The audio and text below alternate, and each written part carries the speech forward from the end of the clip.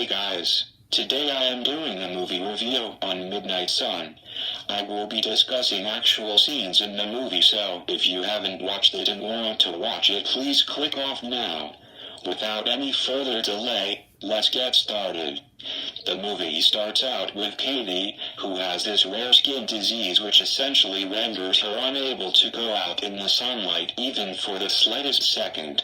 Another way to look at this is that she has a disability. Then it goes into a little montage of her life to present day. In one clip you see children mocking her saying she's a vampire while Katie looks on through this special glass. The very next scene you see a girl around Katie's age knocking on the front door and conversing with her dad. As the conversation progresses, you realize that the girl isn't fazed by the fact that Katie can't play during the day, but rather is like, I'll be back in the evening when the sun is down. Let me pause here and may point out some similarities in my life. I have had tons of individuals who are standoffish and don't really take the time to look past my disability to get to know me as a person. I also have had individuals, though it be far and in between, who have taken the time and didn't see my disability as a defining factor. Some of these people are Brandon, Jake, Addison, Steven, Dylan, Bradley, Ellie, Kayla, and Vinny. Though it has been virtual, it still means a lot to me.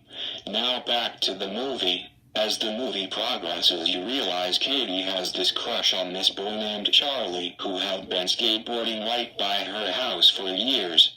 Eventually they meet at night while Katie is playing the guitar outside of the train station. They eventually start hanging out at night, etc. Fast forward a little and you have Katie's best friend asking her if she has told Charlie about the skin disease. Katie's response is so spot on that I'm going to quote the relevant potion. She says, "Look, when you tell someone you're sick, then you start to become more like a disease and less like a person." End quotation. Let me again pause and say, as someone who has cerebral palsy and my speech is not as visible as a wheelchair or braces, I can totally relate to Katie's answer. For example, I am on these dating apps and from first glance I am this gorgeous guy, but the moment I bring up the fact that my speech is impaired and I use my phone or tablet to communicate, many of them just ghost me and such. It's so frustrating cause something so small and insignificant becomes the defining factor. This often happens in real life too. Back to the movie. As the movie progresses, Katie and Charlie continue to hang out in the evenings until one night they unfortunately stay out all night until sunrise due to Katie's watch getting wet while swimming. Katie attempts to rush home to avoid coming into contact with the sunlight and unfortunately doesn't make it in time. As one can imagine, Katie's dad and best friend are all up in arms and poor Charlie doesn't know what the commotion is all about.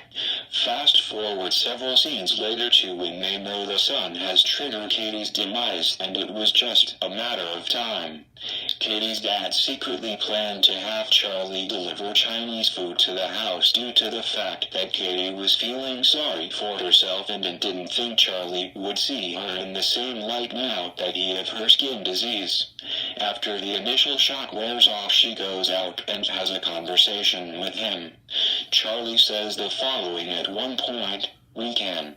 What I can't do, I can't stop being with you. Katie, I've done my research on XP. I know what it is. I know what you are going through. But we're not the couple who doesn't try. You knew that before I did." End quote. Let me just say a few things about what Charlie said. I know a fact that many of us in the disability community wish we could find someone like Charlie. Someone who will love us despite the challenges we face, whether it be as simple as being understanding that someone uses a device to communicate, or if it's more complicated as being confined to a wheelchair and need more hands-on assistance. Our disabilities don't define us. For many of us, we have no influence over our disabilities, but our whole lives are defined as someone who has a disability. We have hopes, desires, as an able-bodied person does. Well, that's pretty much the review. Thanks for watching. Give this video a like and subscribe. Bye.